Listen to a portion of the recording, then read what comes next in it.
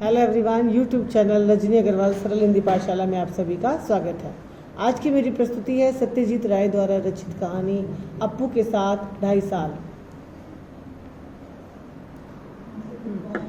बेटा, ये एक प्रसिद्ध रचना है और इसे जो है संस्मरण के रूप में पंतेर पंचाली से जुड़े हुए अनुभवों के रूप में साझा किया गया है। लेखक बताते हैं कि अप्पू के रोल के लिए अभिनेता की वो तलाश कर रहे थे और इसकी शूटिंग जो है पंतेर पंचाली की जो है 2.5 साल तक चली, क्योंकि लेखक एक विज्ञापन कंपनी में काम करते थे और समय और धन की उनके पास कमी थी और इसके लिए अप्पू की भूमिका के लिए उन्हें एक लड़के की तलाश थी, जिसके लिए उन्होंने विज्ञापन भी दिया और राज बिहारी एवेन्यू में कमरा भी किराए पे लिया।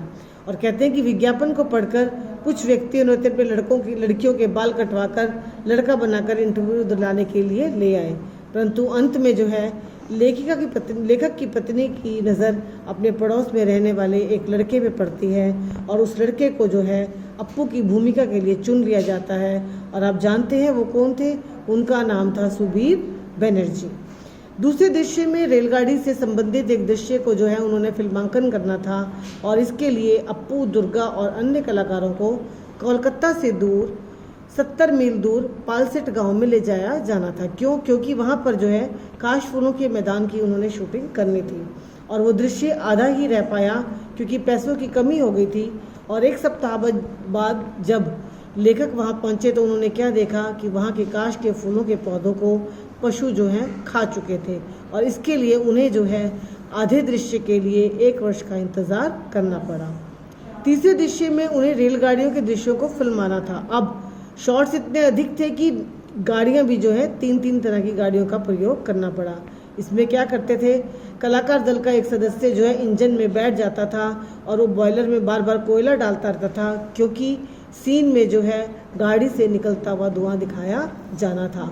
और 3 गाड़ियों के शॉट्स को इस तरह लिया गया कि जब ये फिल्म आई तो ये पता ही नहीं चला कि इसे टुकड़ों में जो है जोड़ कर बनाया गया है। चौथी बार लेखक के धन के अभाव के कारण जो है उन्हें एक पालतू कुत्ता भी चाहिए था, परंतु गांव से जैसे तैसे वो एक कुत्ते को पकड़ कर लाए और उस कुत्ते को जो है इन्होंने भात खाते हुए दिखाना था। और शाम हो गई और इस फिल्म के दृश्य को वो फिल्मा नहीं सके और शॉट को वहीं समाप्त करना पड़ा।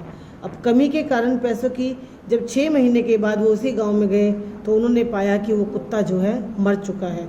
अब उसकी जगह एक दूसरा कुत्ता लाया गया और यकीन मानिए उस कुत्ते को हुलिया जो है अलग होने के बावजूद भी दर्शक जो है उस कुत्ते को नहीं पहचान पाए।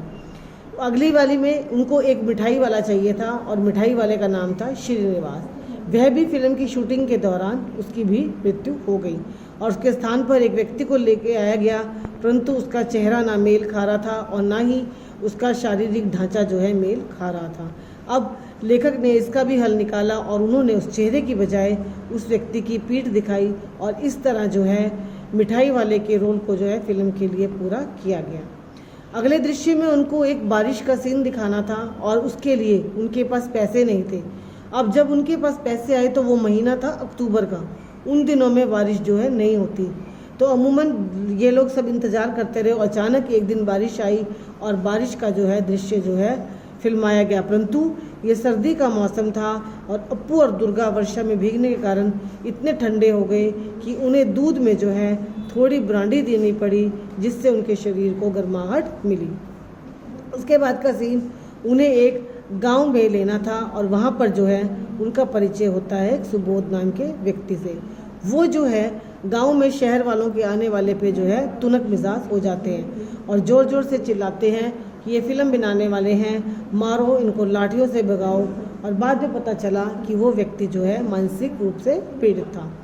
जैसे तैसे जो है सुबोध को उन्होंने मनाया और सुबोध भी जो है फिल्मों के व्यक्तियों को बुला कर जो है हिटलर, अब्दुल गफ्फार खान के किस्से सुनाया करते थे। उनके अनुसार वे सब पाजी थे और उनके दुश्मन थे।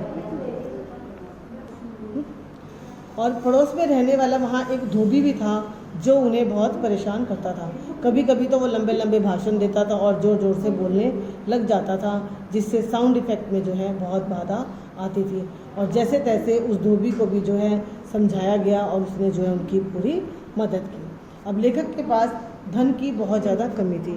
वो बढ़िया मकान किराए पे नहीं ले सकते थे, इसीलिए उन्होंने एक ठीक ठाक सा कमरा लिया और घर के कमरे में ही भूपेन बाबू रिकॉर्डिंग की मशीन लेकर बैठे रहते थे।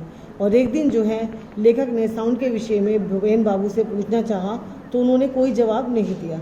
लेखक ने दोबारा आवाज़ लगाई, परंतु वो जो है आवाज़ भूपेन बाबू की नहीं आई। और अंततः वो कमरे में गए तो वो ये देख रहे थे कि एक बहुत बड़ा सा फन वाला सांप जो है कमरे की खिड़की से जो है बाहर जा रहा है, और उसे देखकर भूपेन बाबू सहम गए थे, जिस वजह से वो आवाज़ नहीं उनकी आ रही थी। और जैसे तैसे जो है लोगों ने कहा कि इस सांप को नहीं मारना क्योंकि ये वास्तु सर्प है और यहाँ पर कुछ अपशकुन हो जाएगा।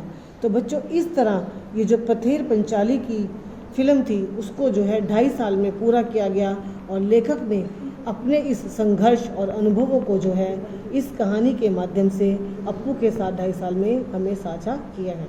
आशा करती हूँ आपको बहुत अच्छे से समझ आ गई होगी। धन्यवाद।